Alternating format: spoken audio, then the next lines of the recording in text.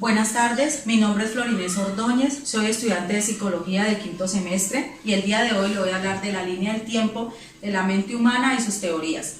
¿Qué es la mente humana? Es un interrogante aparentemente simple y común y frecuente. La historia de la psicología ha transcurrido como un intento incesante y con frecuencia de aprenderla, describirla y explicarla, y diferentes teorías se han desplegado. En 1879, Jung fue el padre fundador de esta disciplina. Iniciemos con los griegos y el medioevo en el siglo V a.C.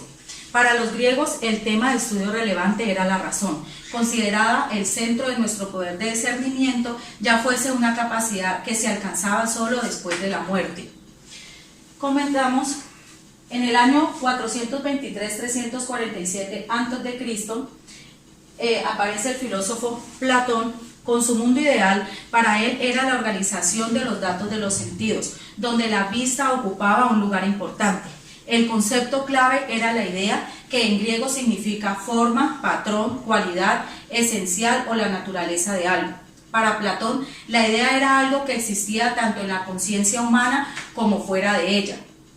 Continuamos con Aristóteles, que aparece en el año 384-322 a.C.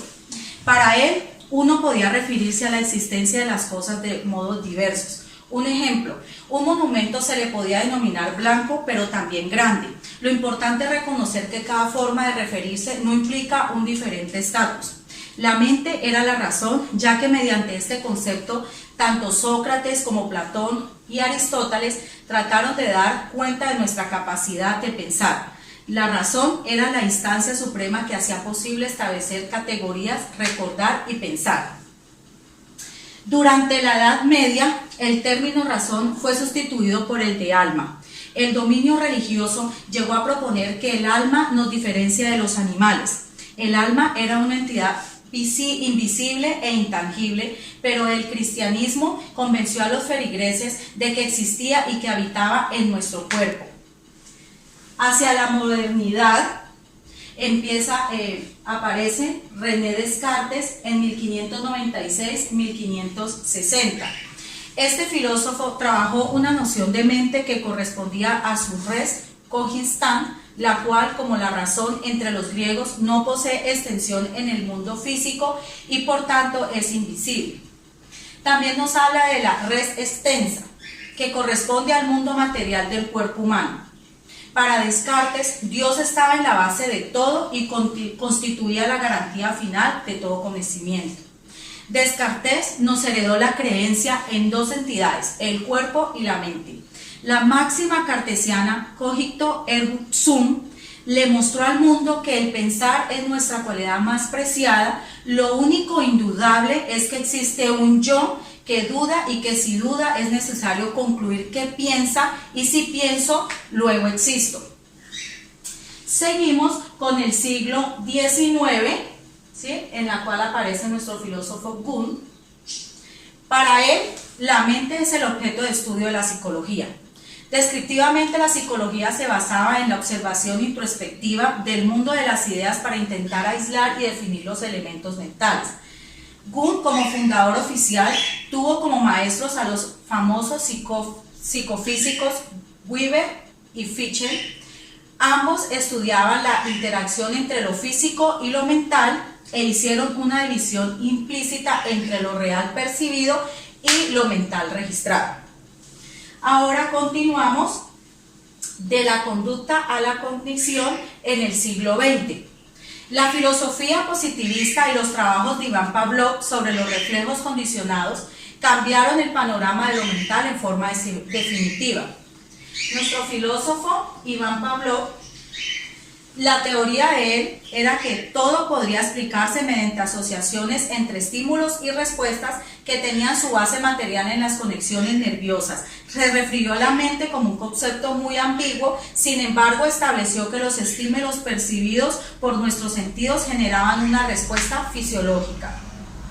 Continuamos en el año 1849 y 1936, que aparece Watson, dice que el problema de la psicología consistía precisamente en proponer instancias inobservables como la mente, la conciencia o el pensamiento como objeto de estudio. Su propuesta se concretó en la postulación de la conducta que era observable, cuantificable y reproducible. Continuamos con Brun en el año 1915-1940. Para Brun, la mente es la descripción y explicación de los procesos cognitivos, como formación de conceptos, memoria, imágenes y solución de problemas. Nos habla de la mente per se, que ésta queda fraccionada en numerosos procesos y subprocesos. Nos habla también de la cognición, que se ha convertido en el sucedáneo moderno de la mente. También empleó el método experimental. Continuamos con Skinner en 1940-1990, quien construyó sus postulados y métodos actuales desarrollando la fórmula de análisis experimental de la conducta. Para Skinner, lo importante en una ciencia de la conducta consiste en observar los estímulos del ambiente y relacionarlos sistemáticamente con las respuestas conductuales. Hasta aquí, entonces, podríamos decir que la psicología a lo largo de la historia perdió primero la razón, después el alma y finalmente la mente. Ahora continuamos con mente sincrónica y mente en transformación. Y esta se deriva en dos grupos, sincrónicas y diacrónicas o evolutivas. Entonces, los primeros son aquellos que se aproximan a su objeto de estudio y temporalmente no es relevante la edad o el cúmulo de experiencias para entender un fenómeno en su estado presente.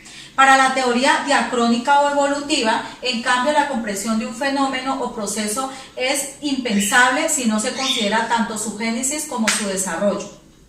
Ahora vamos a ver de los tres grandes filósofos, Piaget, Vygotsky y Brun. Estos tres filósofos son ejemplos representativos de la perspectiva. Ellos consideraban que la mente no es una entidad o cosa ya dada, sino que es un proceso activo que se va desenvolviendo a lo largo de la vida de cada persona. Toda actividad mental está medida por el empleo de instrumentos psicológicos, es decir, los símbolos que hacen posible el pensar. Ellos decían que no es lo mismo la mente de un bebé que la de un niño o la de un adulto. También consideraban que la mente posee un génesis y se transforma a lo largo del desarrollo. Este libro muestra que no existe ninguna definición de mente que haya sido aceptada de manera unánime. Lo único constante en las aproximaciones seleccionadas son Piaget, Vygotsky y Brun, en su perspectiva evolutiva y su carácter constructivista.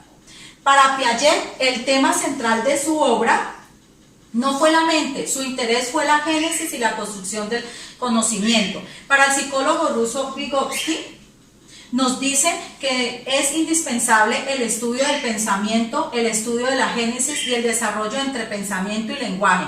Para él, toda actividad mental está medida por los símbolos que hacen posible pensar. Toda esta información la saqué de este libro que se llama Pensamiento y Lenguaje. Muchas gracias, espero que haya sido entendible la línea del tiempo.